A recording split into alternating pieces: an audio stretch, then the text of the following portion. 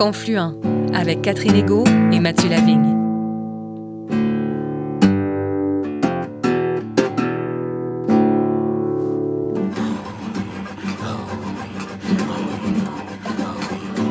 Bonjour Mathieu Lavigne. Bonjour Catherine Egault. Et bonjour à tous et à toutes auditeurs et auditrices de Confluent, l'émission qui donne la parole aux premiers peuples et à leurs alliés. Cette semaine, nous recevons le sociologue, juriste et poète Pierre-Aurosse Tremblay. En effet, Catherine, il nous décipite. Pierre-Aurosse Tremblay est titulaire d'un doctorat en sociologie de l'Université d'Essex, en Grande-Bretagne. Membre de l'Institut de recherche et d'études autochtones, il enseigne actuellement à l'Université d'Ottawa. Ses travaux portent particulièrement sur la mémoire et l'oubli culturel, le colonialisme psychologique et la transmission des savoirs, l'expansion des traditions intellectuelles autochtones et les pratiques d'autodétermination des premiers peuples. Aujourd'hui, au micro de Confluent, Pierre-Aurosse Tremblay s'intéresse notamment au récit de soi, dénonce l'invisibilisation de certaines voix autochtones et indique les éléments de réponse que les valeurs et traditions autochtones peuvent apporter aux grands bouleversements actuels, crise écologique, grande migration, inégalité. En plus d'être un universitaire de renom, Pierre-Aurosse Tremblay est poète. Son premier recueil, Nipi Manitou, L'esprit de l'eau, a été consacré meilleur ouvrage de poésie publié en français au prix Voix autochtone en 2019. Au micro de Confluent, Pierre-Aurosse Tremblay souligne l'importance de la résistance, mais aussi de la spiritualité et de la poésie pour vivre aujourd'hui.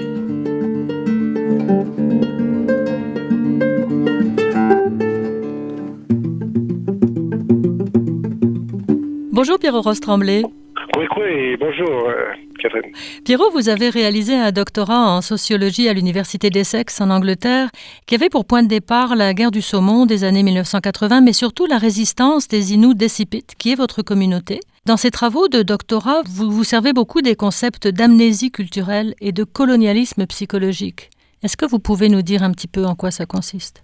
L'oubli culturel ou l'amnésie culturelle, selon les définitions, c'est un peu l'opposé du partage d'informations entre les générations. L'idée de discontinuité culturelle ou les ruptures dans la transmission, dans le partage entre les générations des savoirs, savoir qu'est-ce qu'on sait sur nous-mêmes et puis sur notre histoire, puis ce qu'on appelle aussi la souveraineté narrative. Alors, c'est une forme d'interruption dans le partage intergénérationnel des informations, si je peux dire, entre les générations.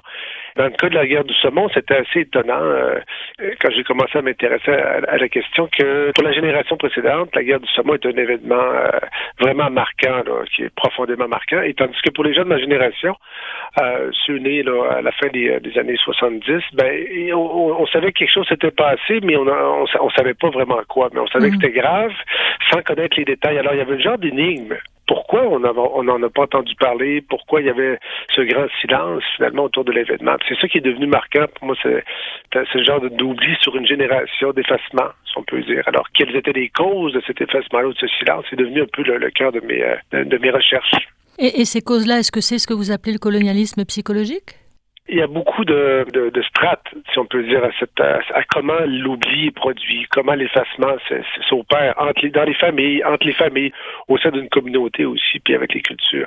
Entre les cultures aussi, dans un contexte de colonialisme, effectivement. Mais cet oubli, cet effacement, c'est directement lié, évidemment, avec le génocide au Canada, le régime constitutionnel, le régime dans lequel on vit d'un côté. Ensuite, c'est directement lié avec les politiques du gouvernement, dans ce cas-ci du Québec, aussi avec les représentation des Autochtones au sein de la culture.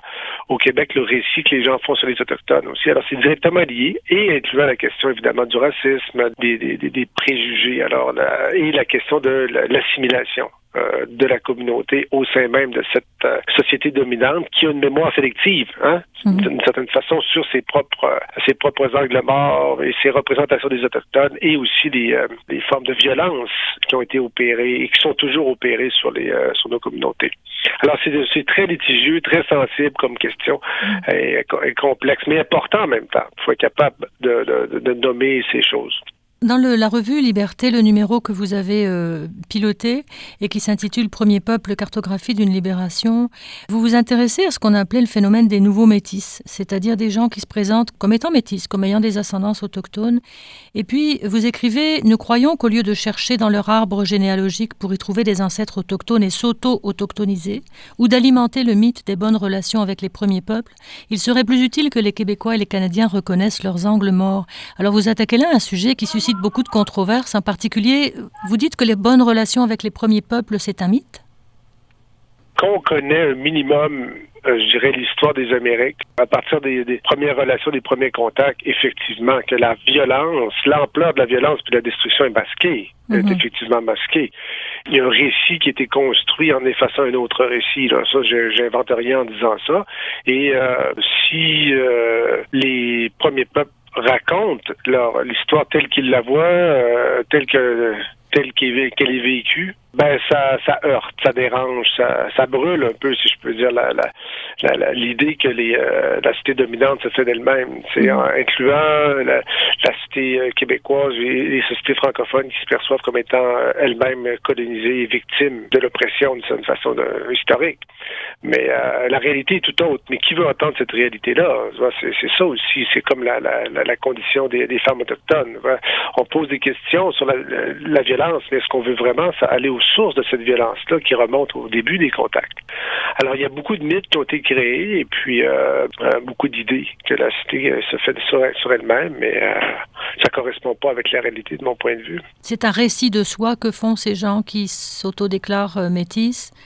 Et ce sont des récits qui peuvent réinvisibiliser les autochtones finalement.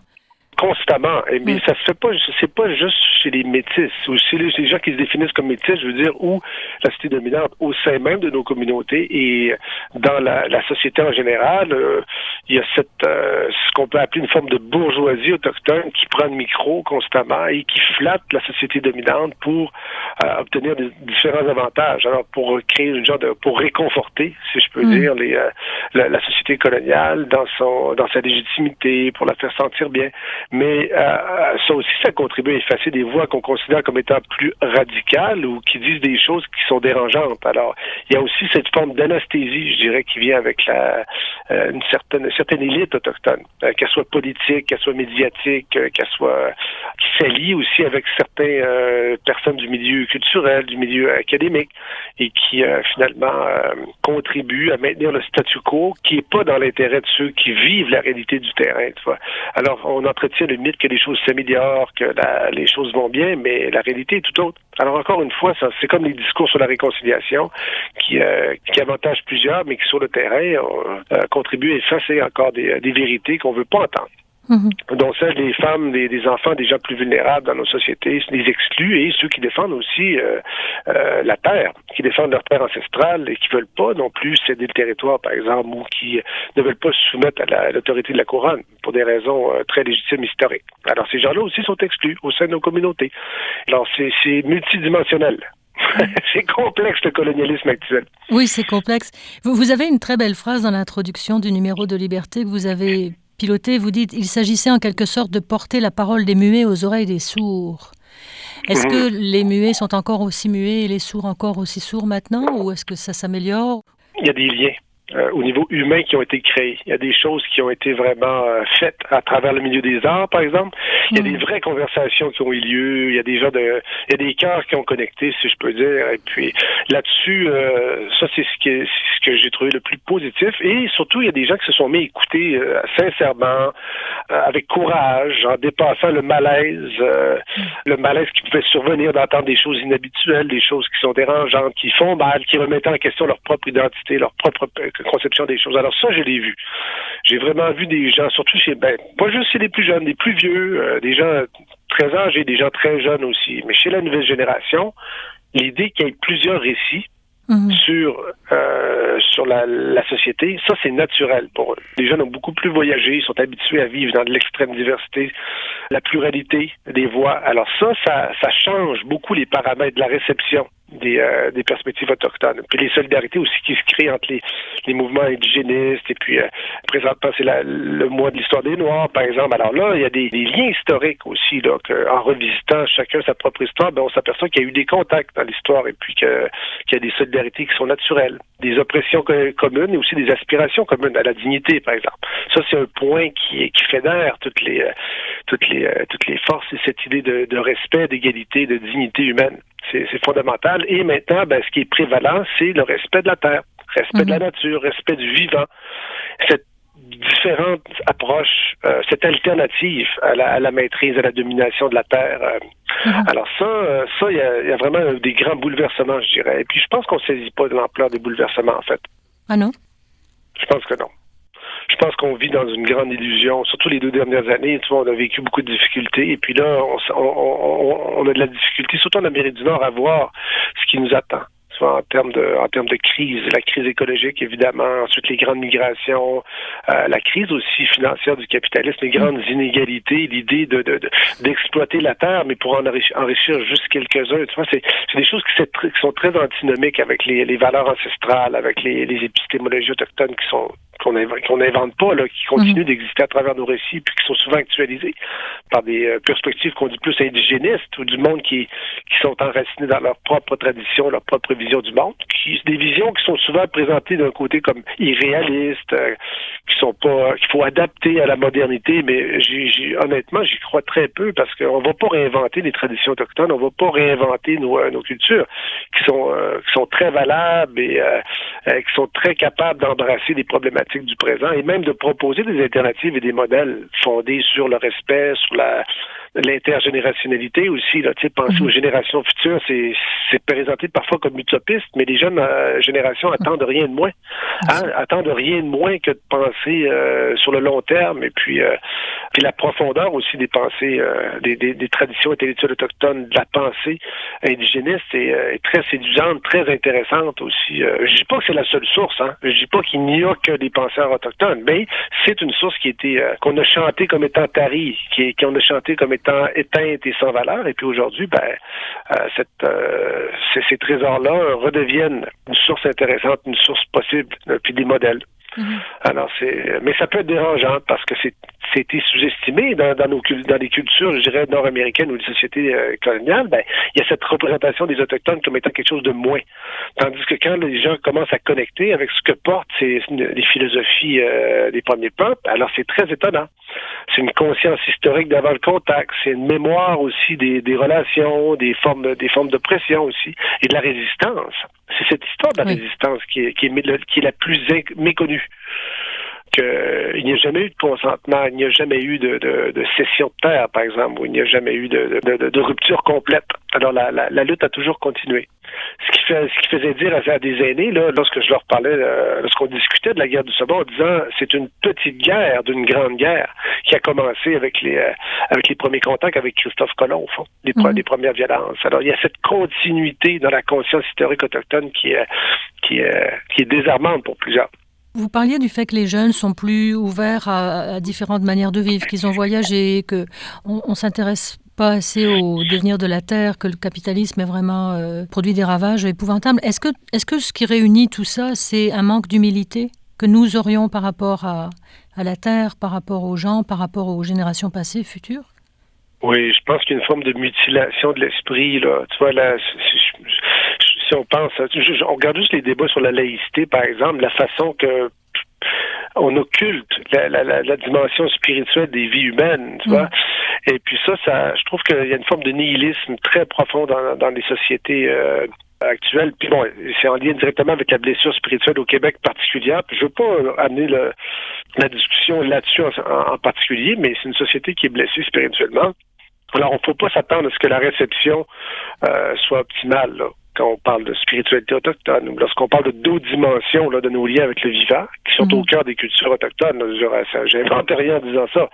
Mais c'est très important, cet aspect-là spirituel, cet aspect du temps et de l'espace à travers les relations, à travers la relationnalité et notre responsabilité face à nos relations, que ce soit humaine, mais aussi face au monde végétal, animal, à l'eau, par exemple, à la terre, et puis c'était complètement occulté. Puis oui, comme vous dites, cette arrogance de l'humain, l'idée de dominer la terre, de maîtriser la terre, de se l'approprier, pour en faire quoi? Alors c'est un peu ce qu'on vit là. Aujourd'hui, tu vois, oui, les terres ont été appropriées complètement, mais pour en faire quoi? Voilà, cette idée de domination, mais domination de l'humain aussi. D'accumulation, oui. De domination de l'homme sur la femme, domination de l'humain sur le vivant, sur la terre, de maîtriser la terre, de dominer la terre, et de sacrifier. Pourquoi? Alors ça, c'est des questions qu'on peut poser d'un point de vue des épistémologies autochtones. Tu vois, pourquoi tuer? Pourquoi prendre une vie? Pour quel besoin humain? Est-ce que c'est lié aux besoins des plus vulnérables? Quelle est la condition des plus vulnérables dans nos sociétés? Tu vois? Qui sont les humains? Qu'est-ce que l'humanité? Ce n'est pas des questions marginales, mais des questions centrales et actuelles en même temps. Alors, c'est ça que je trouve merveilleux avec les épistémologies et les philosophies autochtones, c'est qu'ils sont capables d'embrasser la complexité de notre réalité aujourd'hui en ayant une perspective globale, une perspective qui s'enracine dans une histoire, mais aussi une histoire du vivant. Pas une histoire qui commence avec le contact ou avec l'humain, mais qui commence avant l'humain. Cette mémoire profonde, le soi qui est cosmique d'une façon, qui est lié avec les étoiles, qui est lié avec l'histoire de l'univers. Ça c'est très important. Et j'espère qu'on travaille fort pour que les jeunes puissent entendre aussi ces histoires qui sont portées par les aînés depuis toujours et qui sont dans nos récits anciens. Alors, de priver les jeunes de ça, c'est grave de mon point de vue. Il n'y a pas une seule histoire.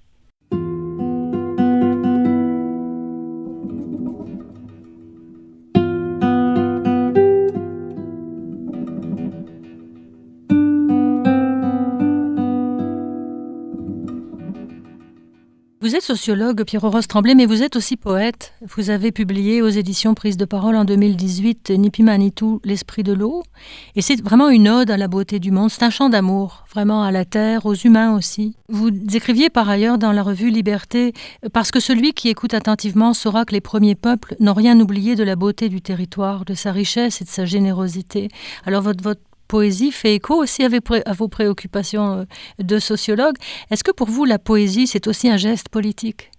Oui, c'est effectivement un geste politique. C'est un geste qui est mnémonique, c'est-à-dire à travers Nipi Manitou, c'est un peu l'histoire de mes rêves, l'histoire des amours, l'histoire des relations, un hommage aussi à des sages, un partage aussi avec mes enfants, avec mes proches d'un côté. Puis c'est aussi thérapeutique, comment embrasser aussi les blessures du monde, puis en faire quelque chose de beau, un peu comme le coquillage qui va transformer cette pierre qui s'est introduite, qu'on peut pas extraire, l'accepter pour la transformer en perle. Alors c'est un peu mon travail poétique qui devient politique, normatif, esthétique, si je peux dire, dans un essayer de trouver une posture d'ouverture, une posture de glorification du vivant, de la terre, et puis aussi de se mettre dans la peau du papillon, dans la peau de l'oiseau, essayer de voir à travers d'autres espèces la réalité. Au départ, c'était pas pour être publié que j'ai écrit, c'était pour moi-même, c'est comme une forme de méditation, sortir de soi, puis essayer de voyager un petit peu dans l'esprit. Mais avec le temps, oui, c'est devenu une posture radicale, je dirais, dans notre relation avec le vivant, avec la terre, avec l'eau, entre autres. Aussi la place du rêve, l'importance du rêve. Il y a beaucoup de poèmes qui viennent de rêves, alors je les ai écrits pour faire écho un peu à ce que portaient les rêves comme forme de savoir, comme forme de sagesse un peu. Nipi Manitou, c'est aussi un appel à la retenue, à la protection, au respect du vivant. Beaucoup, beaucoup, beaucoup. C'est comme le poème Marguerite, par exemple, tu vois. C'est dire, est-ce qu'on peut aimer sans cueillir? Est-ce qu'on peut adorer sans contraindre? Est-ce qu'on peut se respecter, mais réellement? Sans vouloir mettre son empreinte nécessairement sur les choses. C'est les approprier, oui. C'est les approprier, les souiller, par amour. Alors, c'est aussi la question de l'abus. L'abus sous toutes ses formes. L'abus de pouvoir, l'abus sexuel, les formes d'agression quelconque, qui sont souvent par désir ou par amour. On vit dans une société qui glorifie le désir, qui glorifie la consommation aussi. Alors, Nipi Manitou, c'est un peu l'opposé. C'est un peu la méditation, la contemplation et l'appréciation des choses pour ce qu'elles sont sans y mettre son empreinte, comme tu disais. Vous qui travaillez sur la mémoire, vous en avez beaucoup parlé sous toutes ses formes, sur la représentation de soi, sur la beauté du territoire. Bon, tout ça revient finalement à la mémoire. Est-ce qu'il y a des choses qu'on aurait intérêt à oublier collectivement? Je sais que c'est un discours qu'il y en a qui aiment beaucoup raconter présentement. J'entendais justement ça à la radio dernièrement.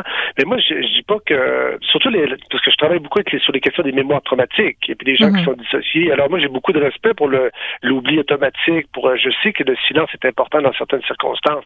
C'est pas pour dévoiler tout, c'est pas pour forcer les gens à se rappeler. Mais c'est dire que on surestime l'oubli. Alors l'oubli, la mémoire est plus profonde qu'on le pense. Hein? Cette idée, par exemple, c'est sûr que si on prend au point de vue de l'histoire des Amériques, l'idée que les choses vont tomber dans l'oubli, qu'on peut faire, que n'importe quoi peut être fait et puis que les choses vont être oubliées. Il y a une époque où on prenait de l'huile puis on la déversait directement dans la forêt, dans les lacs et tout ça, en disant ça va disparaître. Cette idée qu'il n'y a pas de conséquences. Et puis c'est faux. C'est faux. Qui a intérêt à ce qu'on oublie et puis qui a intérêt à ce qu'on glorifie certains pas notre histoire au nom de pacifier les mémoires, au nom de la réconciliation? Je n'y crois simplement pas. Parce que je pense que dans nos vies personnelles, un jour ou l'autre, on doit faire face à ce qu'on a vécu ou ce qu'on a fait subir aux autres. C'est inévitable. Et souvent, l'oubli est dans l'intérêt de ceux qui veulent faire oublier aussi, qui ont des choses à se faire pardonner ou des choses qu'ils veulent que les autres oublient. Alors pour moi, le silence bénéficie beaucoup aux agresseurs, aux abuseurs, mais pas toujours, mais en général. Vous voyez ce que je veux dire? Alors avant de faire l'apologie du musellement ou du silence ou de l'oubli, j'aimerais qu'on écoute ceux qui ont des choses à dire et puis qui veulent se rappeler des choses que certaines personnes n'aiment pas qu'on se rappelle. Vous voyez ce que je veux dire? Ouais. Et puis ça concerne l'histoire des femmes, entre autres, parce que je trouve que c'est le cœur de l'histoire de l'Amérique, c'est le cœur des récits qu'on n'a pas assez entendus. Et puis qu'on a de la difficulté à aller jusqu'au bout parce que ça déstabilise un certain récit qui est porté par les hommes de pouvoir. Et disons-le par les hommes blancs en grande partie. Et puis je sais que c'est pas populaire ces conversations-là, mais c'est comme ça que notre société est dirigée aujourd'hui, jusqu'à aujourd'hui, et c'est eux qui ont développé des institutions, et c'est eux qui les dominent encore en grande partie. Alors naturellement que d'autres récits, d'autres mémoires vont être inconfortables, mais honnêtement, j'y crois très peu. Cette réconciliation-là, je n'y crois pas, et cette paix qui est fondée sur l'effacement des injustices, je n'y crois pas non plus. C'est à la réconciliation, vous ne croyez pas, ou à la réconciliation telle qu'elle est dictée par les gens qui dominent? Non, je crois qu'au Canada, je ne crois pas à cette politique de la réconciliation. C'est un stratagème d'effacement en lien avec les grands projets de développement industriel. Ça, c'est l'histoire du Canada. Là. Si on regarde plus à fond, et puis les sommes d'argent qui ont été distribuées pour finalement anesthésier d'une certaine façon, et puis pour effacer les vérités au nom de la réconciliation. Ça, je dis pas qu'il y a des gens qui font pas du travail sur le terrain, mais moi, je préfère parler de réunion. Je préfère parler de réunion parce que on peut pas forcer l'amour. Puis les gens vont venir dans le cercle lorsqu'ils vont être prêts. Si les gens veulent pas venir dans le cercle, c'est qu'ils veulent pas y aller. Et puis, on peut pas forcer les gens à se réconcilier ou à pardonner. Pour moi, il y a une forme de violence vraiment dans les discours de réconciliation actuels qui profitent vraiment à une minorité, à une petite élite en haut, encore une fois, avec des financements, avec des politiques. Ça donne de la visibilité à certaines personnes et encore une fois, ça efface les autres qui ne sont pas prêts à pardonner et qui peut-être ne voudront jamais pardonner. Parce que ce qui a été vécu et ce qui est toujours vécu, et en partie horrible. Alors, c'est encore une fois, je pense que c'est un détournement de l'attention pour prévenir encore la résistance, à pacifier, encore une fois, à des fins qui profitent de cette réconciliation. C'est l'État en grande partie, et puis des grandes corporations qui veulent apaiser la colère, apaiser la révolte et la résistance. Parce que c'est l'histoire du Canada, là. J'invente rien en disant ça. Alors, comment est-ce qu'on cohabite ensemble, allochtones et autochtones, sur le même territoire? Ben, moi, je pense qu'une des premières étapes, là, c'est vraiment que les non-autochtones se décolonisent, aient une vraie réflexivité, arrêtent de prendre la parole au nom des Autochtones. Il y a une très mauvaise habitude, c'est de parler au nom des Autochtones. Je le vois particulièrement au Québec, des gens qui développent une carrière, entre autres dans le domaine académique, et qui parlent au nom de... Je dis pas qu'il n'y a pas de place pour ces gens-là, mais il faut faire très attention. Et les alliances aussi avec les institutions politiques. Il y a des gens qui font de la politique, des fois sans s'en rendre compte, en s'alliant avec certaines autorités, avec certains chefs locaux. Ça peut amener un musulman ou une mise sous silence, des voix critiques à l'intérieur même de nos communautés. Alors, je pense qu'une des premières étapes, c'est la retenue, encore une fois, puis de se questionner sur sa position, dire pourquoi je fais ça, pourquoi j'aime autant les Autochtones, ou pourquoi j'ai tant besoin d'aller vers eux, ou c'est bien, mais avec une réflexion très critique de se décoloniser soi-même. Et puis, que les gens soient québécois, que les gens arrivent d'Europe, ou que les gens arrivent de partout, c'est bien. Mais vraiment avoir cette réflexion-là critique sur soi et de retenue surtout, puis de pas prendre la place qui était difficilement qui est difficile à prendre. Hein? Il y a des voix qui ont besoin de naître, c'est des voix qui sont souvent qui ont été mises sous silence, comme on l'a dit, et se questionner, est-ce que je prends la place de quelqu'un? Pour moi, c'est vraiment, vraiment important. Et d'être ouvert à la critique aussi. Puis pas juste regarder les discours qui sont plus réconfortants ou qui font sentir légitimes, mais aussi les voix qui sont discordantes, dissonantes parfois, là. Entre autres avec le développement industriel, avec les souverainetés ancestrales, et puis les discours sur l'autodétermination aussi, là. Alors, il faut faire attention à la recolonisation. Vous parlez d'autodétermination. Est-ce que ça passe aussi par un partage du territoire? Chacun son territoire? Moi, monsieur, que les Autochtones peuvent, c'est du vol à grande échelle. On peut pas avoir plus de partage. C'est presque odieux de parler de partage. Tu viens chez nous, tu prends la maison, tu me mets dans le garage, après ça, tu me mets hors du garage. Mais on peut pas faire pire que ça, là. Je veux dire, en matière de dépossession territoriale, cette idée de dépossession, elle est majeure, là. Les gens ont de la difficulté à mesurer l'ampleur de la dépossession territoriale, de la marginalisation, et puis du consentement forcé à l'extinction des droits, à l'abandon du territoire. C'est lié avec l'histoire, avec le récit qu'on fait et puis avec l'idée de souveraineté ancestrale qui est toujours évitée. Les gens préfèrent parler de droits ancestraux, mais la question des souverainetés ancestrales, Inuit-Pentémun, de responsabilité des premiers peuples face à leur territoire, pour les générations futures, c'est ça la discussion qui est évitée. Comment la terre ne peut pas être cédée, comment la terre n'est pas monnayable parce qu'elle est d'une valeur inestimable. Ça, c'est toujours éviter des conversations. Et quand on parle d'autodétermination, on préfère parler de déclaration des Nations Unies, penser l'autodétermination à travers la reconnaissance des États, quand une fois qu'on reconnaît l'existence d'un génocide et d'une violence coloniale, il y a un droit à l'autodétermination, ou interne comme externe. Mais on s'entend qu'on est des petites communautés, on est des grandes civilisations, mais en petit nombre. Alors, comment penser l'autodétermination autour des besoins des individus? C'est comme ça que j'essaie de réfléchir à l'autodétermination. Comment se guérir par soi-même, comment se nourrir par soi-même, se chauffer, se diriger aussi par soi-même et surtout raconter sa propre histoire par soi-même. Et puis ça, c'est très important, entre autres dans les écoles, que les enfants autochtones entendent leur histoire. Puis ça se fait pas toujours, vous savez. Et c'est lié aussi avec la langue, parce qu'on parle beaucoup de la langue, mais si tu n'as jamais entendu parler de ton histoire et tu penses que ta culture n'a pas nécessairement de valeur ou tu n'as pas la conscience historique, tu verras pas nécessairement la valeur de ta langue, la valeur de tes pratiques ou de tes cérémonies. Pierre-Horace Tremblay, vous nous faites beaucoup réfléchir. Merci beaucoup. C'était passionnant. Merci à vous. C'est une belle conversation.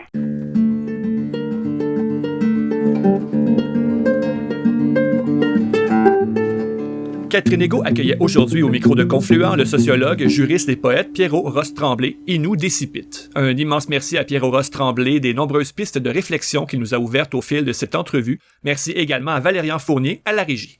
L'émission Confluent est portée par l'organisme Mission Chez Nous. Pour écouter ou réécouter nos entrevues, www.missioncheznous.com. À très bientôt, Mathieu Lavigne. À très bientôt, Catherine Égo. Et merci de votre fidélité, auditeurs et auditrices de Confluent. Nous nous donnons rendez-vous la semaine prochaine. D'ici là, restez à l'écoute de Radio VM et de Radio Galilée.